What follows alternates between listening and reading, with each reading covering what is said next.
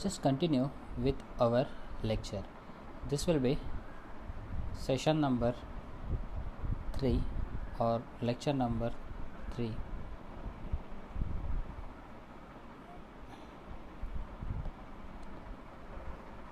In this particular session we will be solving numerical, and as I already told you that you have to remember some formulas. Without those formulas you cannot solve these kind of sums. Okay, so the first question is very simple and it goes like this. We have a wheel of moment of inertia 1 kg meter square. So if I write from given data, then my first given data is I, which is equal to 1 kg meter square, isn't it? Moment of inertia को हम लोग I से denote करते हैं. रही बात next is rotating at the speed of 30 radian per second. Okay, so that means omega is equal to 30 radians per second. But आगे भी देखो क्या बोला है, बोला है due to friction on the axis it comes to rest in 10 minutes. Rest बोला है, दैट मीन्स ये जो हुआ ना, ये अपना इनिशियल वेलोसिटी हुआ omega naught, and at the final वो रेस्ट पे जा रहा था. That means omega will be zero. और कितने टाइम में हो रहा है वो? It is possible in the time of 10 minutes. But minutes is not its SI unit, right? So first you have to convert it into SI. So 1 minute is 60 seconds. So that means you will be getting 600 seconds. I hope तुम लोग को सारी चीज़ें clear हो चुकी है. अभी निकालना क्या है? तो first thing we will have to find out to find. This is given, right? So this was our given. Then next thing is our to find. तो to find में क्या क्या निकालना है? Total work done by the friction. That means W निकालना है तुम लोगों को. नेक्स्ट चीज़ एवरेज टॉर्क निकालना है. That means tau is equal to question and angular momentum of the wheel. ये देखो angular momentum of the wheel 2 minutes before it stops rotating. तो 10 मिनट में स्टॉप होता है रोटेटिंग का, बराबर. और उसके पहले 2 मिनट मतलब हम लोग को कितने टाइम में देखना है वो? 8 मिनट के वक्त. Okay, I hope it is clear. Now let's try to see this sense. Angular momentum मतलब हमको निकालना है L, बट L कब निकालना है? At 8 minutes. चलो तो अभी सम को सॉल्व करना चालू करते हैं हम लोग. सारे गिवन डेटा अपने पास अवेलेबल है. Okay, so this is our solution. तो in solution first of all हमारे पास टॉर्क का एक फॉर्मूला अवेलेबल है जहाँ से हम लोग टॉर्क निकाल सकते हैं आराम से. So tau will be equal to I alpha. I भी अवेलेबल है, प्रॉब्लम रहता है सिर्फ अभी अल्फ़ा का. तो how can we find out alpha? But we do have omega naught, omega and T. तो using those things we can easily find out alpha, right? We know kinematical equation works like this, that is omega is equal to omega naught plus alpha t. But as it is deceleration, your equation will become omega is equal to omega naught minus alpha into t. बराबर. अभी सारी चीज़ें put कर दो इस formula में. Omega का value 0 होने वाला है, ओमेगा नॉट का 30 दिया है, अल्फ़ा निकालना है एंड टी का वैल्यू है 600. So once you modify it you get alpha is equal to 30 divided by 600. बराबर. क्या क्या कैंसिल हो रहा है? 0 0 कैंसिल हो गए, 31 जा 35 जा. तो तुम्हें एक्सेलरेशन मिल गया. एक मिनट, कैलकुलेशन रॉन्ग. 31 जा 3 1 जा 3 2 जा 20. Yes, so will get something like this. This is 1/20. This is nothing but 1/20 radiance पर सेकेंड स्क्वायर. तो यहाँ से तुमको अल्फ़ा मिला. अभी यही अल्फ़ा ऊपर पुट करना है टॉर्क में. So what you will get? We know that tau will be equal to I का वैल्यू 1 डाला, अल्फ़ा का वैल्यू 1/20 डाला. So once you solve it you will get 1 divided by 20 which is 0.05 newton metre. This is your first to find. मतलब ये omega निकालना था, तो sorry tau निकालना था, तो हो गया. अभी रही बात दूसरी, you want to find out work done. Do you remember that work energy theorem? Work energy theorem states that using work energy principle, तो वर्क एनर्जी प्रिंसिपल बोलता है कि total work done is equal to change in kinetic energy, but over here we are talking about rotational energy. तो देखो final kinetic energy would B,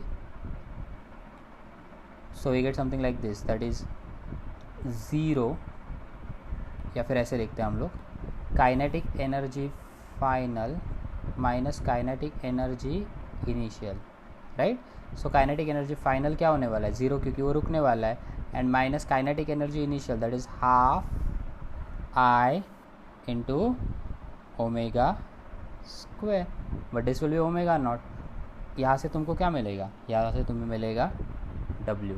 अभी एक चीज़ याद रखो कि what does this negative sign indicates, negative sign indicate ये हो रहा है कि जो वर्क है ना, वो वर्क आउटपुट में नहीं मिल रहा है। मतलब for example disc speed rotate को हो रही है और वो कम हो रहा है ना, तो दैट मीन्स वो डिस्क अपना वर्क लूज कर रही है या फिर it is giving some work, that's why we have negative sign, समझ रहे हो। बट उससे कुछ फ़र्क नहीं पड़ने वाला है। अगर हम लोग मैग्नीट्यूड लेंगे तो आंसर क्या होने वाला है, पॉजिटिव होने वाला है। So this is half into I का वैल्यू 1, फिर ओमेगा नॉट कितना दिया है अपने को, ओमेगा नॉट 30, तो 30 का स्क्वायर कितना होता है 900। So your answer is 450 joules. ये भी कवर हो गया। तो हम लोगों ने टाउ निकाला, ओमेगा निकाला। अभी रही बात एल की, तो एल कैसे निकालेंगे।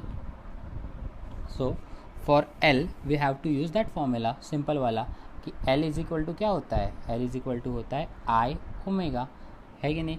अभी देखो ध्यान से सुनो, आई तो अपने पास अवेलेबल है 1 है, बट ओमेगा पता है क्या तुम लोगों को, नहीं।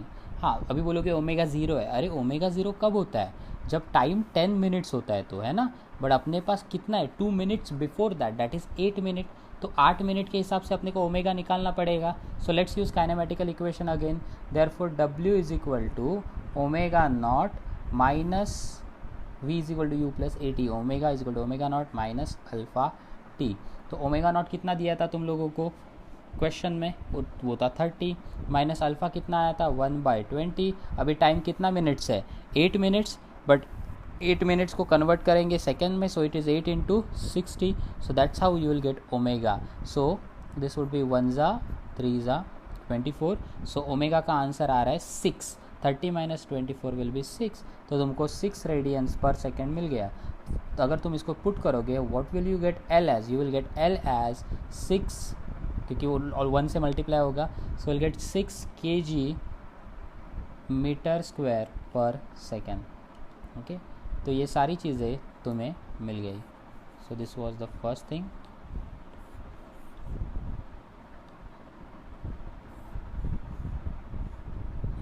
ओके, देन टाउ,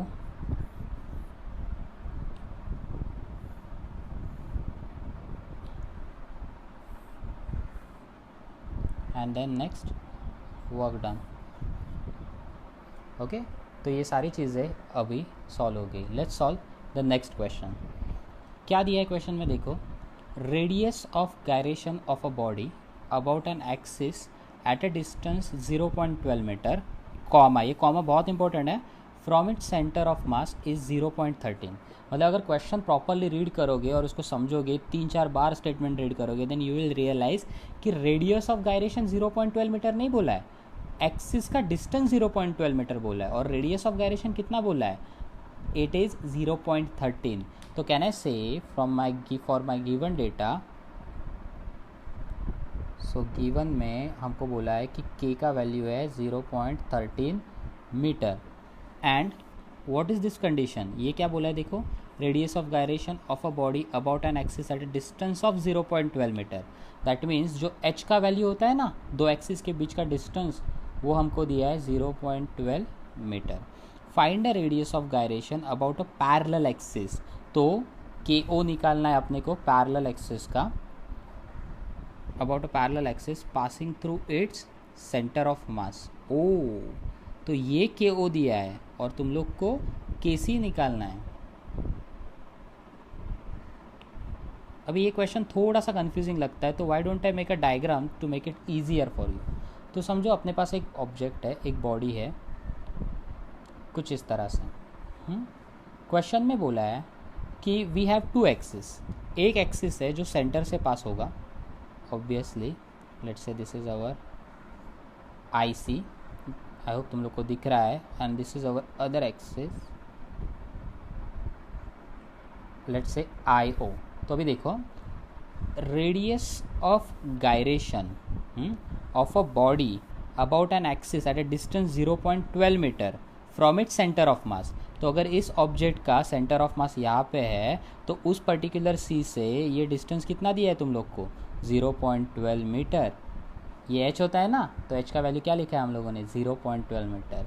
और इस पर्टिकुलर एक्सिस के लिए, that is I O axis के लिए k का वैल्यू कितना दिया है, 0.13। तो ये k हो गया। तुम लोग को क्या निकालना है, तुम लोग को आई सी यूज करके के सी निकालना है। Aren't these axes parallel to each other? So which theorem you can use? You will use parallel axis theorem.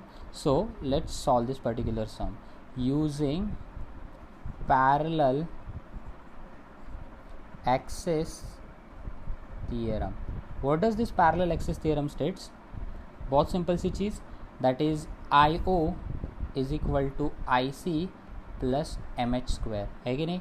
अभी देखो IO का वैल्यू नहीं पता, बट KO का तो पता है। We can write IO as MKO², IC can be written as MKC² plus MH²।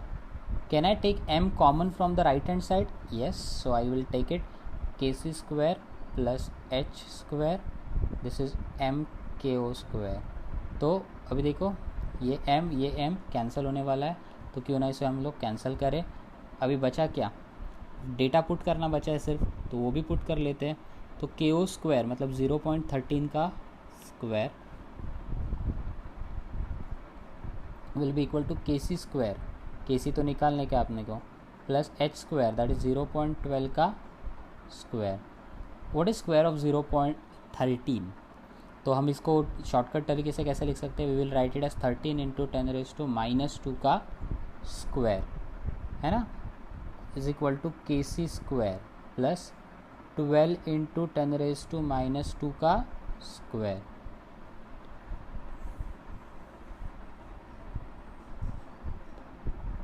अभी देखो कैसे मॉडिफाई होने वाला है।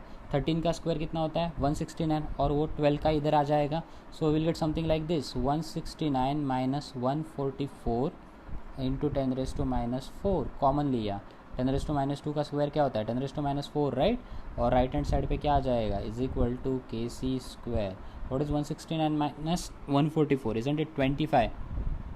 सो मुझे क्या मिला, 25 into 10⁻⁴, this is your KC²। So if I take square root I will get KC as 25 का 5, 10⁻⁴ का square root 10⁻²। So my KC is 0.05 meter. This is your final answer.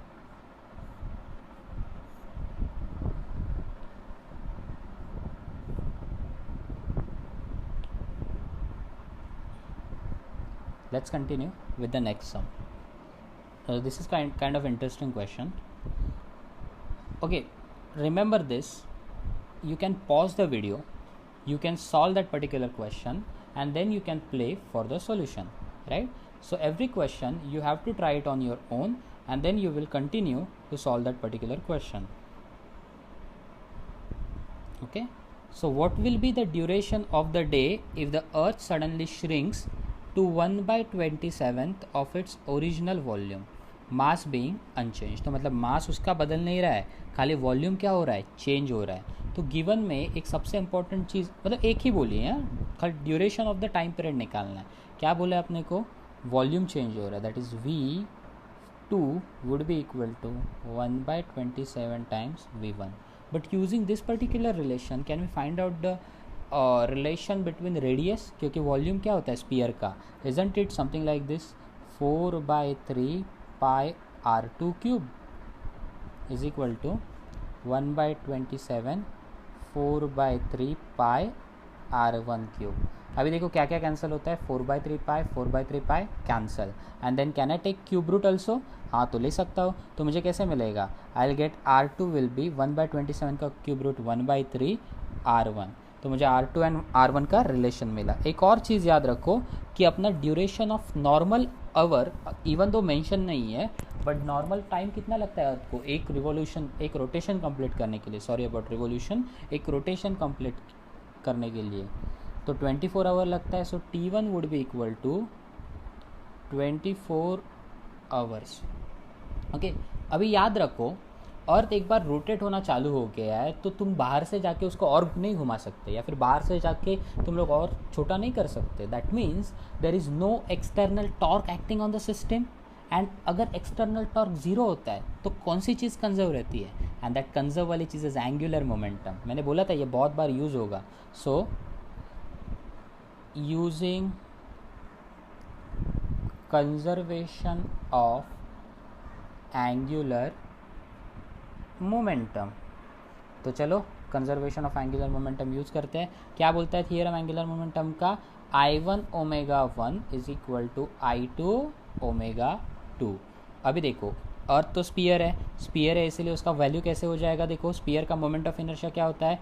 Isn't it 2/5 m1 r1 square omega 1 is equal to 2/5 m2 R2 square into omega 2। अभी देखो हमें एक चीज़ बोली गई है कि मास उसका सेम रह रहा है विदाउट मास बीइंग अनचेंज। देखो यहाँ पे mass being unchanged, that means mass को मैं उड़ा सकता हूँ, मास को कैंसिल आउट कर सकता हूँ। सो m1 m2 चला गया, 2/5 चला गया, है कि नहीं? अभी R1 एंड R2 का रिलेशन भी हम लोगों ने निकाला है ना। क्या निकाला है? R2 इज़ 1/3 टाइम्स R1, है ना। और तो मैं क्या इसको पुट कर सकता हूँ, या फिर क्या मैं ऐसे लिख सकता हूँ दैट R2, जाने दो ऐसे ही पुट करता हूँ, R2 को डायरेक्टली पुट कर देता हूँ मैं, R2 is 1/3 times R1। So I will get something like this, R1 square omega 1 is nothing but 2π/t is equal to R2 is 1/9। 1/3 का स्क्वायर क्या होता है? 1/9, and this would B 2π/t2। अभी देखो और कुछ कैंसिल होता है यहाँ पे, R1 स्क्वायर कैंसल, 2π कैंसल, बचा क्या? ऐसा कुछ बच रहा है इक्वेशन मेरा, तो मैं T2 को एक तरफ लाऊंगा, I will get something like this, T2 would be equal to T1 divided by 9। But then you realize कि T1 तो 24 था ना, तो this would become 24 divided by 9। What is 24 divided by 9? 9 1 सा 9 2 सा 18 6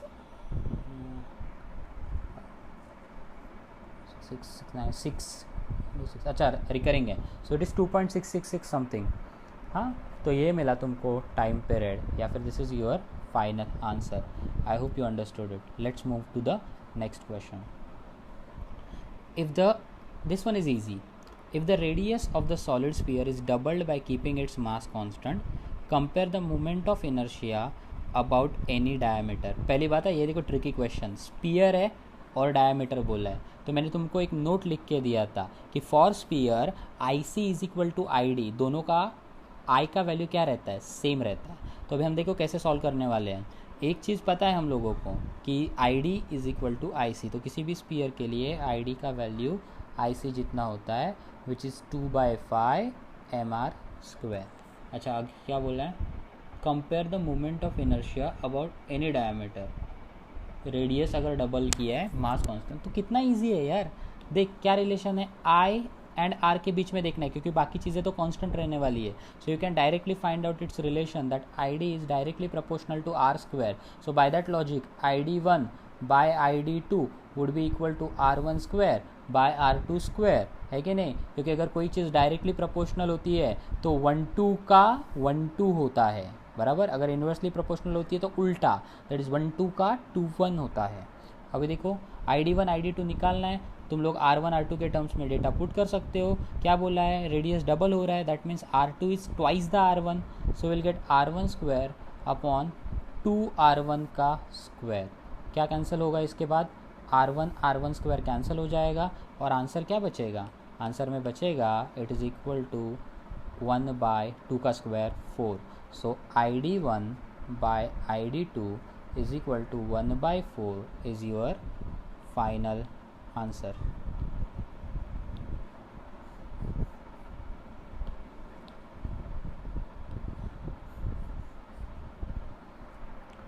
okay, moving to the next question.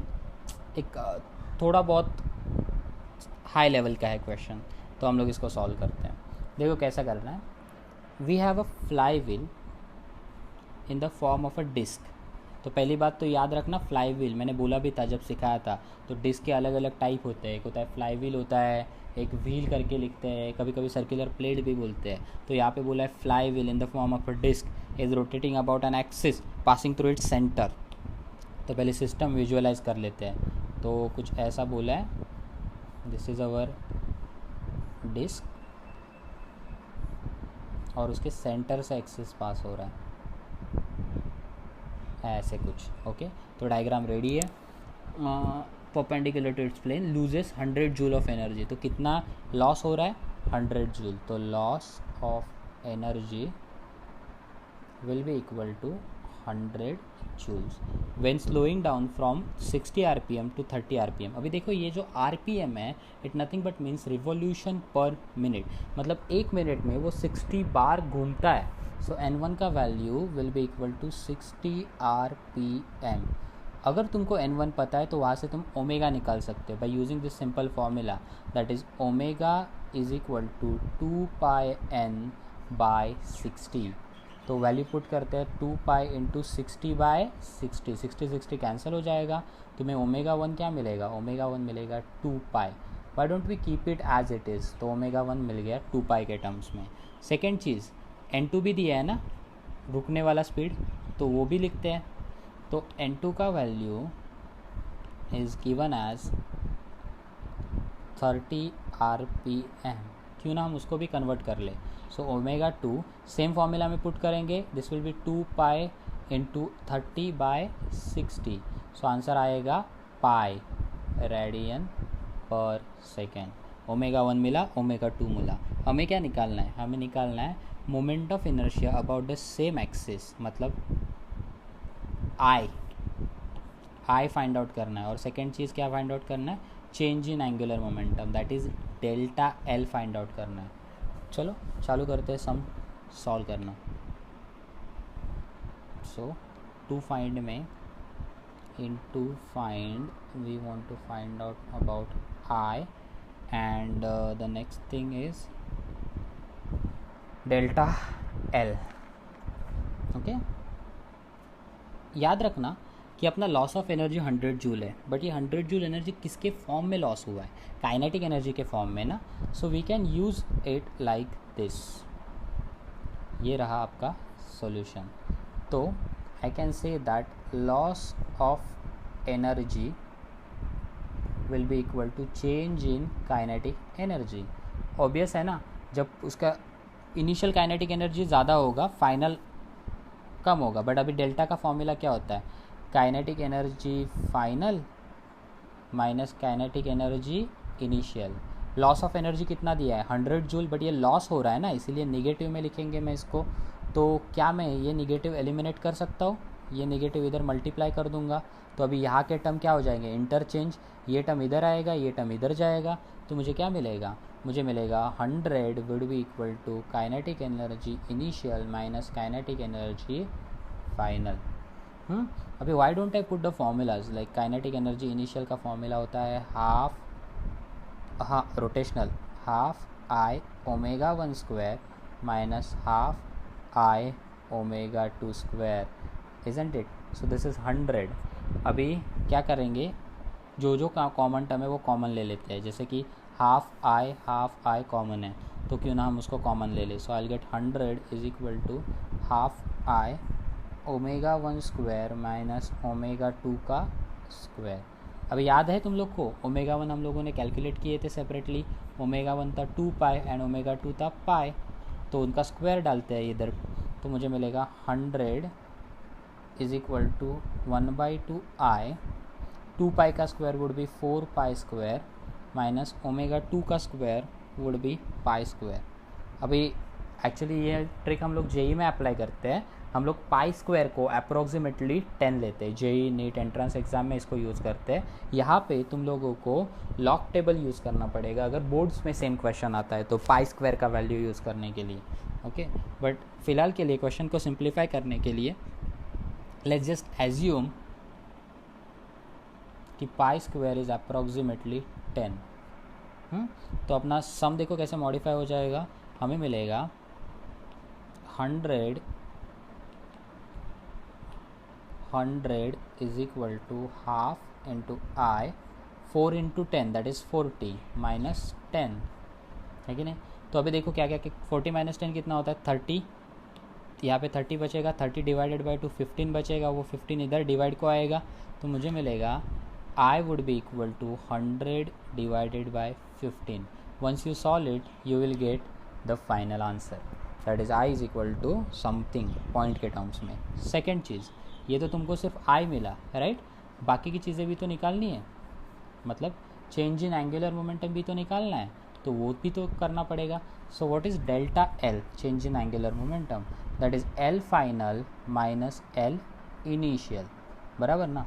अभी किसी भी चेंज का फॉर्मूला क्या होता है, फाइनल माइनस इनिशियल, इसीलिए अभी what is the formula of angular momentum, L would be equal to I omega, I का वैल्यू तो चेंज होने से रहा, तो this would be I omega 2 minus I omega 1। Can I take I common, so I get omega 2 minus omega 1।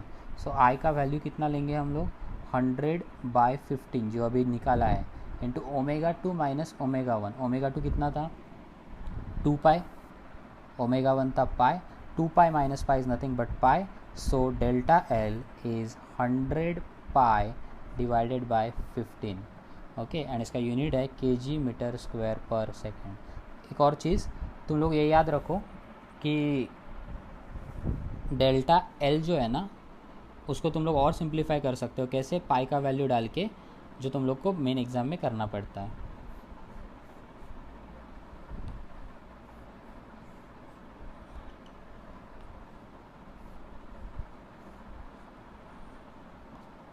Let it be.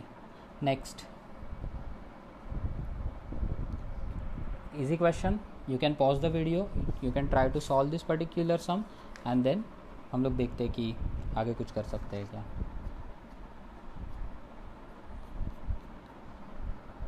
Okay, an energy of 500 joule is spent to increase the speed of a wheel from 60 rpm to 240 rpm. Calculate the moment of inertia of the wheel.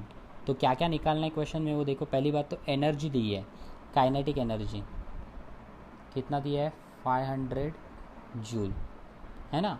ये तुम लोगों ने energy दी है wheel को to increase it speed from n1 that is 60 rpm।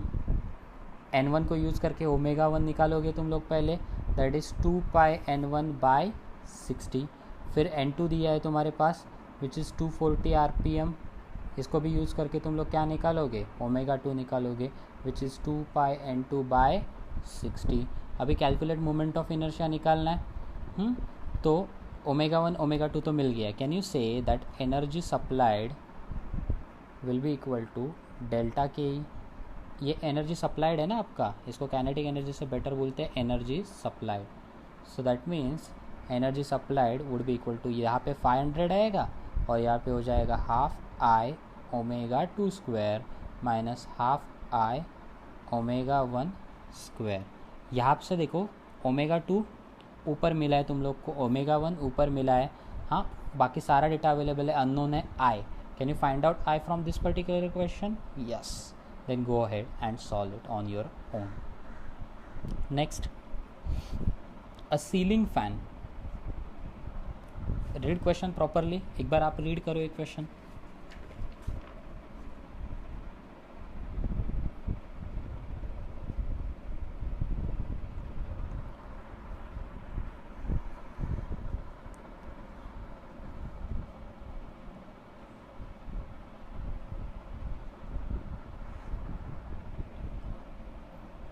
So let's see now क्या क्या दिया है क्वेश्चन में अपने को अवेलेबल करके। So we have a ceiling fan जिसका मोमेंट ऑफ इनर्शिया है 30 kg metre square. So given में अगर मैं लिखने की कोशिश करूँगा तो मेरे पास है moment of inertia which is 30 kg metre square.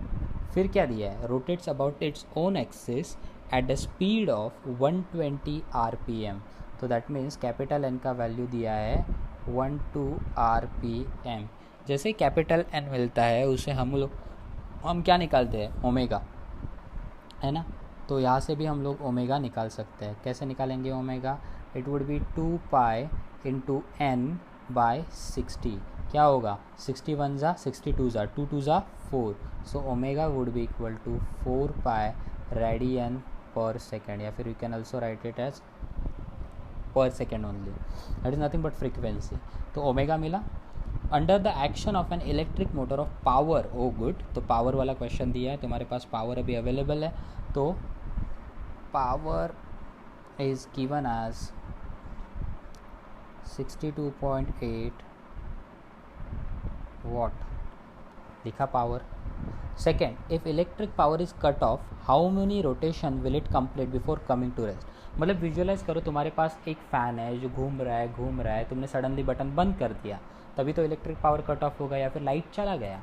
तो होने क्या वाला है कि वो रुकने वाला है। रुकेगा मतलब तुम्हारा फाइनल ओमेगा कितना हो जाएगा? 0 हो जाएगा ना। तो मतलब ओमेगा का वैल्यू हो जाएगा 0। फिर ये जो इनिशियली तुम्हारे पास अवेलेबल है that is nothing but omega naught, है कि नहीं। तो ये हुआ इनिशियल वेलोसिटी, जो फाइनल में क्या होने वाला है? 0। बट वो 0 होने से पहले कितनी बार घूमेगा? This is your question. For how many revolution it will rotate before it shuts down itself. समझ रहे हो? अभी यहाँ से ना एक और सिंपल सा देखो, पावर का फॉर्मूला लगने वाला है। एंड पावर के फॉर्मूला के लिए हम लोगों ने एक टेबल क्रिएट किया था, याद आ रहा है तुम लोगों को? जहाँ पे मैं बोला फॉर्मूला अगर लगेगा तो हम लोग अपडेट कर देते हैं। क्यों ना हम लोग इसी टेबल में एक फॉर्मूला अपडेट कर दें। देखो, पावर ट्रांसलेशन में फॉर्मूला होता है it is force into velocity. But यही पावर अगर मैं रोटेशनल में लिखना चाहूँगा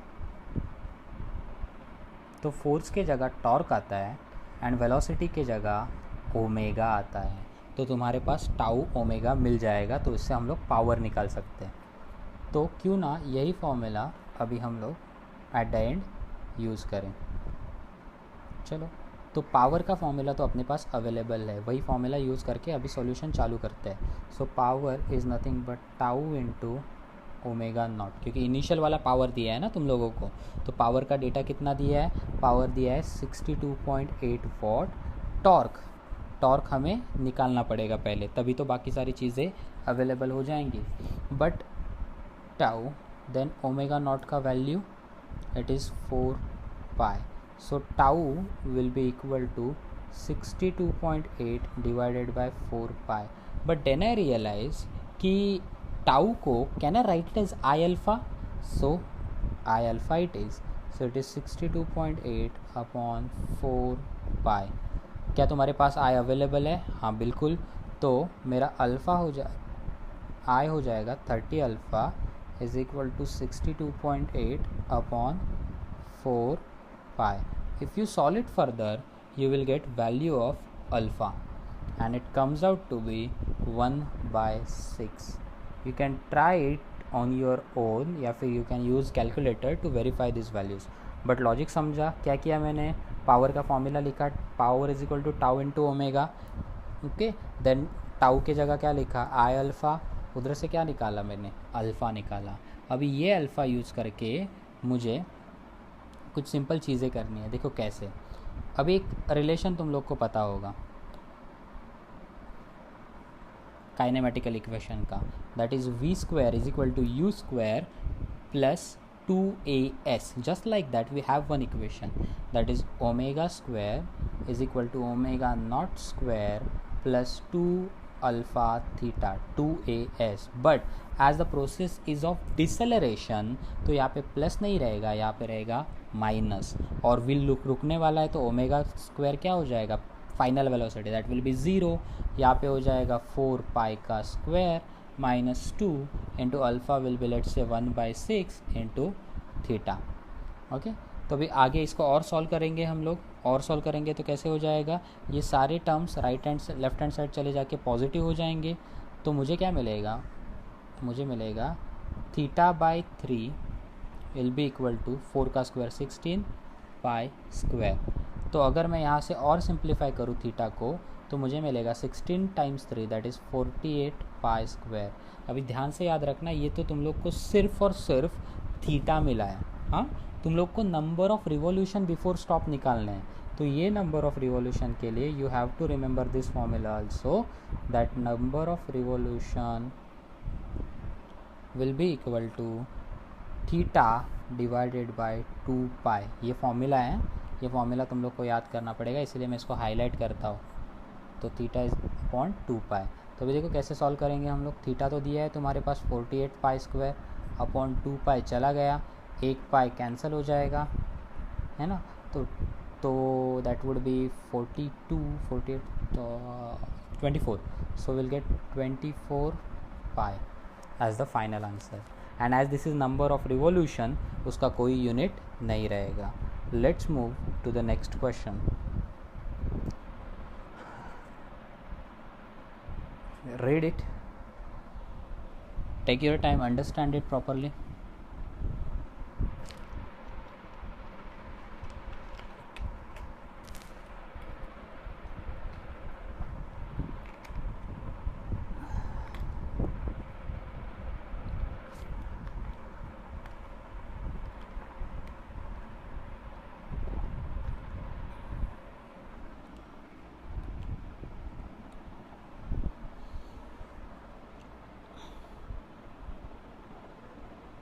Okay, so we have a question like this. We have a circular disc जिसका mass है 10 kg and radius 0.2 meter is set into rotation about an axis passing through its center and perpendicular to its plane by applying torque of 10 Newton meter.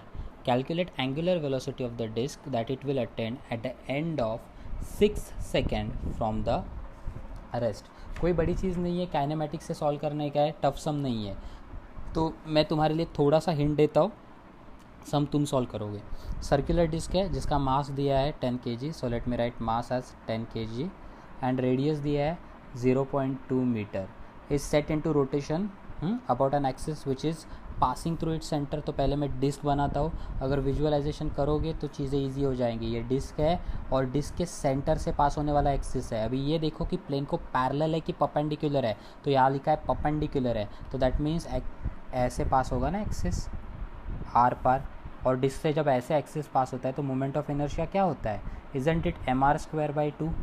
तो भाई तेरे पास m available है, r available है, क्या तू i नहीं निकाल सकता?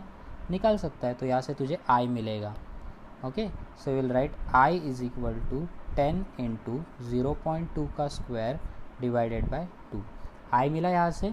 अभी सेकेंड चीज़ और क्या अवेलेबल करके दिया है तुमको, तो बोला है कि टॉर्क दिया है 10 न्यूटन मीटर एंड टाइम दिया है 6 सेकेंड।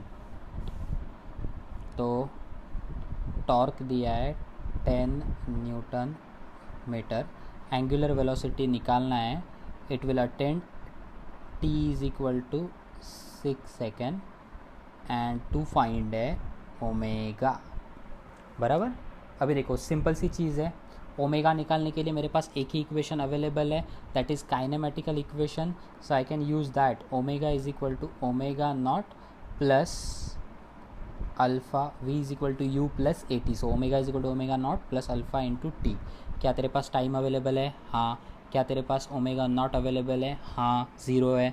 ओमेगा निकालना है, तो तेरा फॉर्मूला मॉडिफाई होके क्या हो जाएगा, ये हो जाएगा omega is equal to 0 plus alpha into 6। तो अगर एक बार तेरे को अल्फ़ा मिल गया तो चीज़ें आराम से सॉर्ट आउट हो जाएगी। बट अल्फ़ा कैसे निकालोगे? आई तो ऑलरेडी निकाला है, टाउ भी अवेलेबल है, so you can use straight away formula like this, but tau is equal to I alpha, therefore alpha will be tau divided by I. यहाँ से जो अल्फ़ा आएगा वो ऊपर पुट करो, तुम लोग को ओमेगा अवेलेबल हो जाएगा। Okay, now let's solve one more question. हाँ, ये तो डरावना क्वेश्चन है, इसको सबसे एंड में सॉल्व करेंगे। This will be question will be solving. Okay, a thin uniform rod of length 1 meter and mass 1 kg is rotating about an axis passing through its centre and perpendicular to its length. ये easy है, ये पहले solve करते हैं। क्या करना है, thin uniform rod लेना है, तो मैं वो रॉड कंसिडर कर रहा हूँ। ओके, सो ऐसा कुछ करके हम लोगों ने एक रॉड क्रिएट किया है।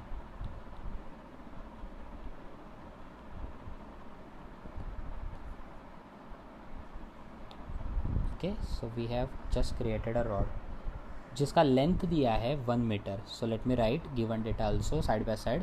L is equal to 1 metre, mass दिया है 1 kg, is rotating about an axis passing through its centre and perpendicular to its length.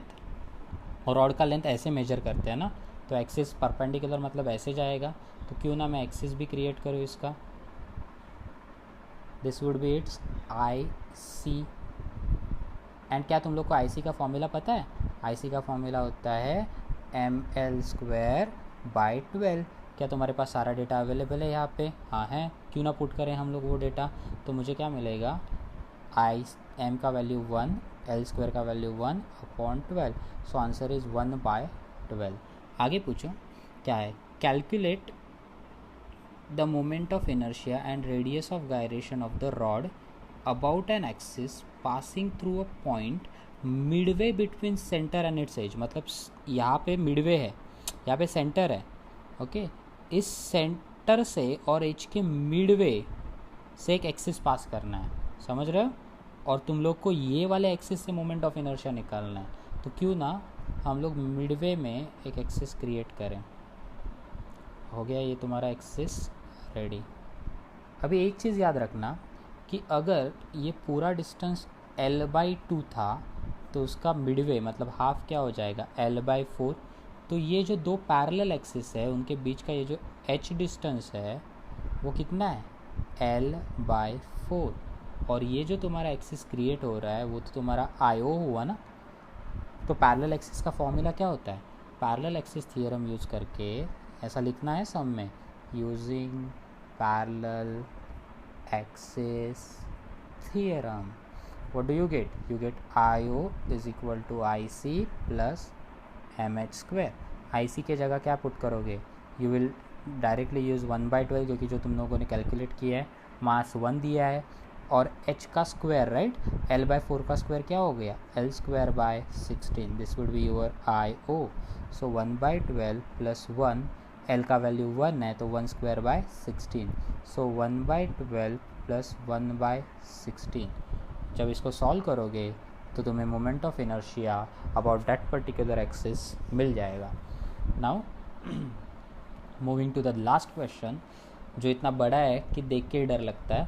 अभी हम लोग उसको सॉल्व करेंगे, मतलब है इंटरेस्टिंग सा क्वेश्चन है।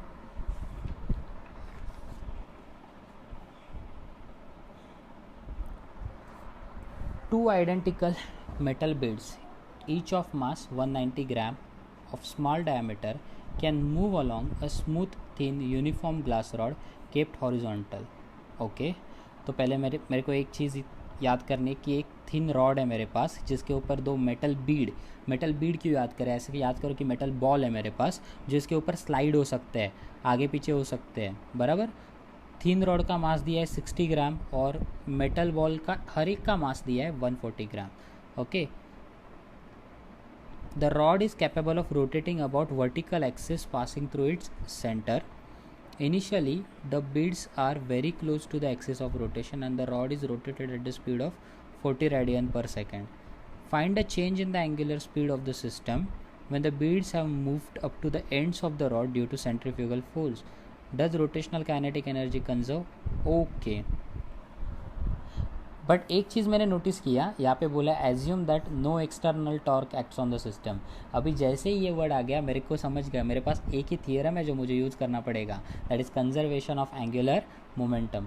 क्यों ना इस सिस्टम को मैं पहले विजुअलाइज कर लेता हूँ। तो पहले मेरे पास ऐसा कुछ सिस्टम था, रॉड बनाया था।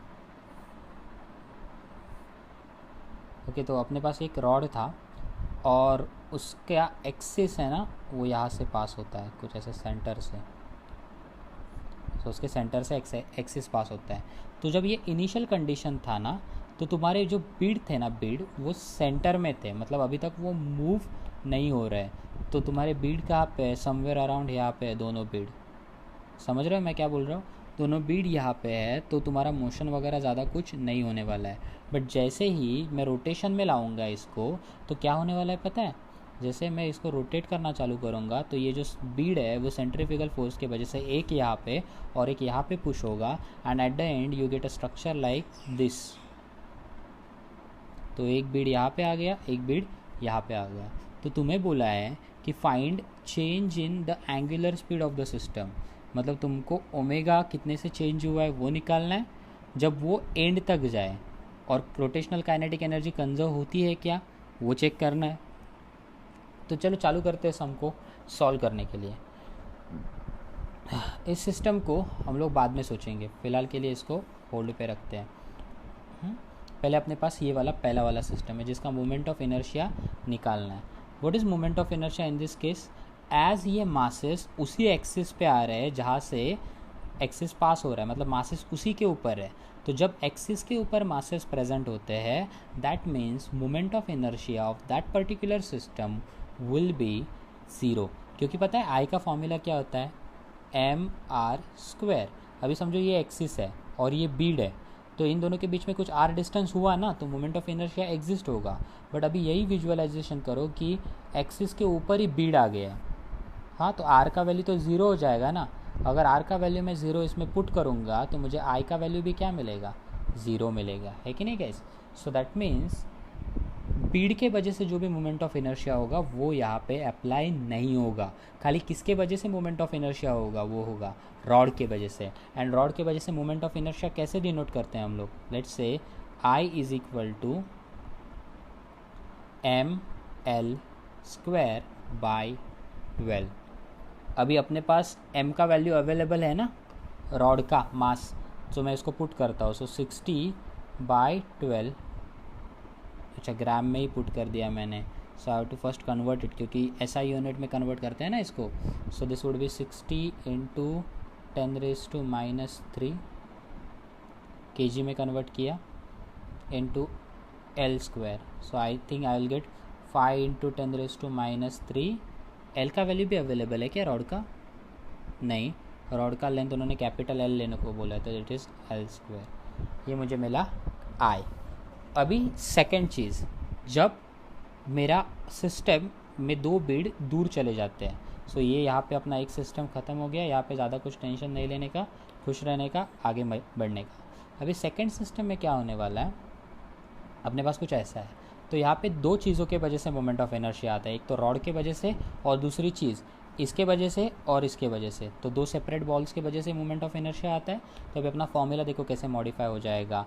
New moment of inertia I dash would be equal to, जो रॉड के वजह से था वो खुद, मतलब that would be I rod का प्लस बीड के वजह से जो आएगा वो, बट वो कैसे लिखते हैं हम लोग, isn't it M R square, so that would be m1r1 square plus m2r2 square summation of mi/ri square. ये चावल सिस्टम हुआ ना, क्योंकि अगर मैं इस बीड को उठा के निकाल सकता हूँ, पॉसिबल है ना, इसको भी सेपरेटली निकाल सकता हूँ, इसको भी सेपरेटली निकाल सकता हूँ। What will be our r1, that is this distance, right. what will be r1, that is L/2 original length divided by 2. what will be r2, that would be also equal to big L/2। तो अभी data में ये सारी चीज़ें put कर लेते हैं। सो मुझे आई डैश क्या मिलेगा, मुझे आई डैश मिलेगा, so r is equal to L/2, I dash मिलेगा। आई का वैल्यू पुट कर लेता हूँ, दैट इज़ 5 × 10⁻³ L स्क्वायर, अभी तुम लोगों ने निकाला था, प्लस अभी देखो दोनों का मास सेम है एंड दोनों का डिस्टेंस भी सेम है, तो क्या मैं इसको ट्वाइस कर सकता हूँ, m भी सेम है, ये भी सेम है। So I can write it as 2 times mass कितना दिया है एक बीड का 190 gram, so you can write it as 190 × 10⁻³ kg into R square, that is L/2 का स्क्वायर, राइट, L का square L square by 4। Okay, finally we got I dash. अभी I भी मिल गया है, आई डैश भी मिल गया है। अभी रही बात ये चीज़ यूज़ करने की, मतलब इसको और सिंप्लीफाई कर सकते हैं हम लोग चाहिए तो, मतलब कैलकुलेशन अगर इजी करना है तो इसको और सिंप्लीफाई करके कर सकते हैं कॉमन लेके। जैसे यहाँ से I can take L square common, तो अंदर बचेगा 5 × 10⁻³ plus 2 into 90 is 380 into 10⁻³ by 4 L square तो कॉमन ले चुका हूँ मैं, तो मेरे पास कैलकुलेटर है तो we can find this particular thing. So 5 into 10⁻³ plus 380 into 10⁻³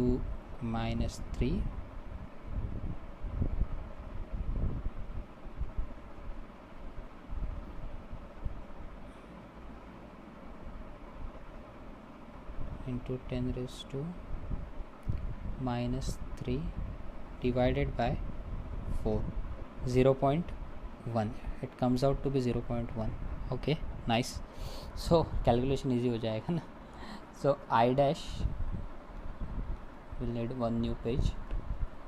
So we'll get I dash that would be equal to 0.1 L square. अभी I भी अवेलेबल है अपने पास, I dash भी अवेलेबल है. Let me just underline them. I dash available है and then I available है. अभी क्या करना है याद है तुम लोग को? As there is no external torque, तो कौन सा थियरम यूज़ होता है? Using conservation of angular momentum.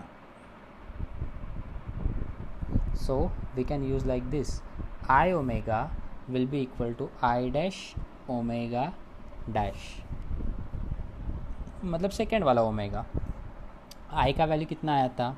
It was 5 into 10⁻³ L square omega, और आई डैश कितना है अभी आया? 0.1 L square into omega dash. L square cancel. अब इसको और सिंप्लीफाई करूँगा तो मुझे ओमेगा डैश के टर्म्स में ओमेगा मिल जाएगा. ओके, तो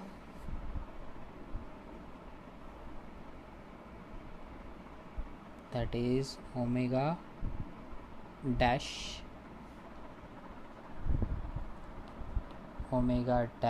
would be equal to 5 into 10⁻³ upon 0.1.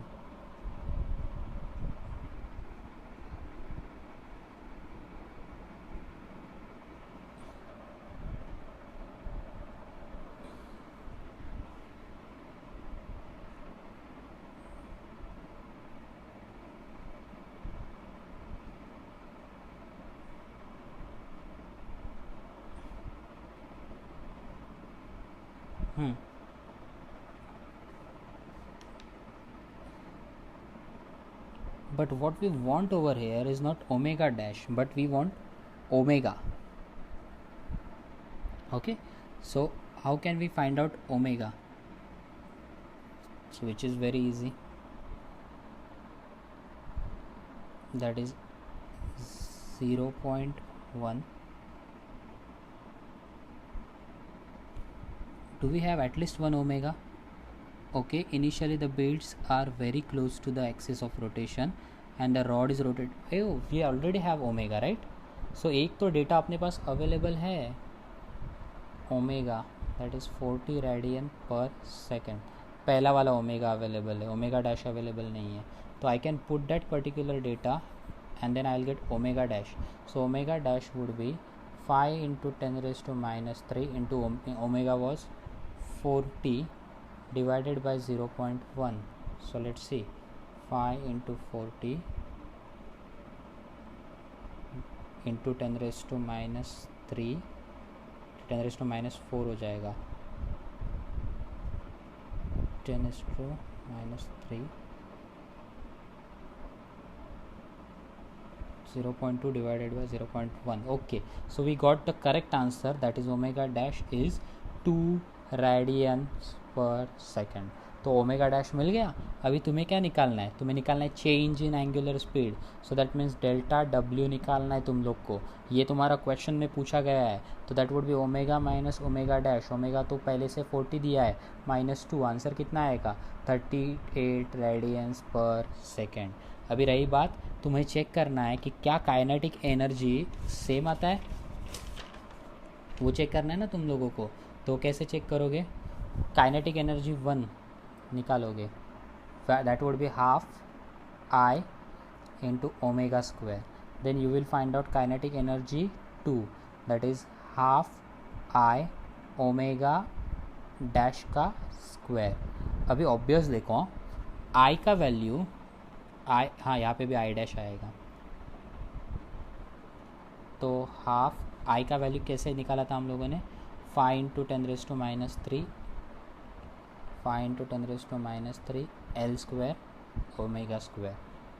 Omega निकाला है ना शायद, अपने पास है अवेलेबल 40 का स्क्वायर.